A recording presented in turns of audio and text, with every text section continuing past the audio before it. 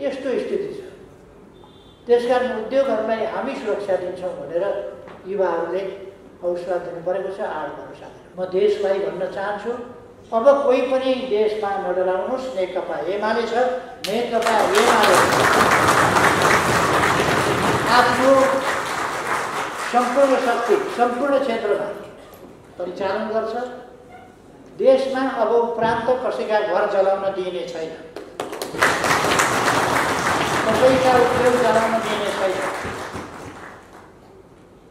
कसैका पसलहरू डिपार्टमेन्टल स्टोरहरू लुट्न दिइने छैन। नेकपा एमाले अब त्यसको प्रबन्ध गर्नेछ र कसैलाई असुरक्षित हुन दिइने छैन।